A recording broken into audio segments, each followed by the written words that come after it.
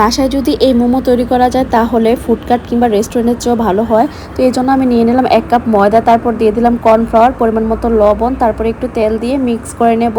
আর এখানে আমি নর্মাল পানি দেব, ফুটন্ত গরম পানিও দেওয়া যায়। ডো তৈরিতে এখানে কিন্তু অবশ্যই কর্নফ্লাওয়ারটা ব্যবহার করতে হবে। তো আমি কিন্তু এখানে পানি দিয়ে আস্তে আস্তে একটা শক্ত ডো তৈরি করে নিয়েছি। ডোটা কিন্তু বেশি শক্ত করা যাবে না, আবার বেশি নরমও করা যাবে না। তো আমি এখন এটাকে ঢাকনা দিয়ে রেখে দেব।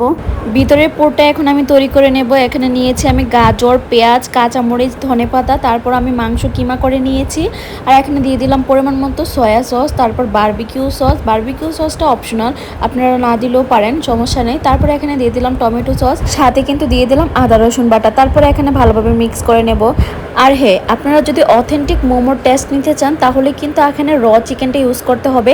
তারপর আমি এখানে ফুটন্ত তেল দিয়ে দিলাম। তেল কিংবা বাটার যেটাই দেন না কেন এখানে ফুটন্ত গরমটা ইউজ করতে হবে, এতে করে কিন্তু চিকেনটা অনেকটাই সিদ্ধ হয়ে যায়।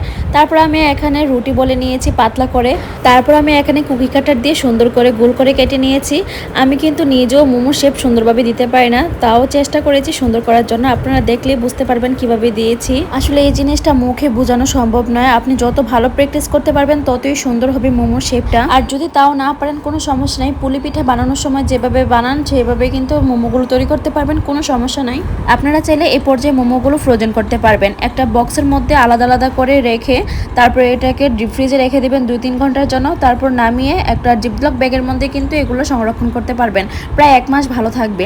ক্যামেরাটা ভালোভাবে সেট করতে পারে নাই, তাই আপনাদেরকে শেপটা ভালোভাবে দেখাতে পারলাম না। এই তো আমার সবগুলো কিন্তু বানানো হয়ে গিয়েছে। মোমোর সাথে খাওয়ার জন্য আমি এখন একটা স্পেশাল সস তৈরি করে নেব। প্রথমে তেলের মধ্যে আমি রসুন কুচি দিয়ে দিয়েছি, এগুলোকে ব্রাউন করে ভেজে নেব। তারপরে এখানে দিয়ে দিলাম কাঁচামরিচ, তারপর দিয়ে দিলাম tomato sauce, barbecue sauce, soya sauce, এই তো চিলি ফ্লেক্স দিয়ে আমি এটাকে ভালোভাবে নাড়াচাড়া করে নেব। সসটা রেডি করা খুবই সহজ, সব উপকরণ একসাথে দিয়ে একটু 1-2 মিনিট জাল করে নিলে হয়ে যায়। আজকে আমি মোমোগুলো অন্যভাবে স্টিম করব। প্রথমে আমি মোমোগুলোকে পাতিলের মধ্যে দিয়ে দেবো। চাইলে কিন্তু এখানে তেল দিয়ে এভাবে ফ্রাই করা যায়, আমি আজকে তেল ছাড়াই ফ্রাই করব। 2-3 মিনিট এভাবে ফ্রাই করে নেব। যখন এভাবে দাগ চলে আসবে তখন আমি একটু পানি দিয়ে দেবো। পানিটা কিন্তু বেশি দেওয়া যাবে না, পানিটা যদি বেশি হয়ে যায় তাহলে কিন্তু মোমো শেপগুলো নষ্ট হয়ে যাবে, ভিতর থেকে পুর বের হয়ে যেতে পারে। এই তো আমার মোমোগুলো রেডি হয়ে গিয়েছে। এখান থেকে 5টা মোমো ছিল আমার অর্ডারের, তো সে পার্সেলটা আমি রেডি করে নিয়েছি।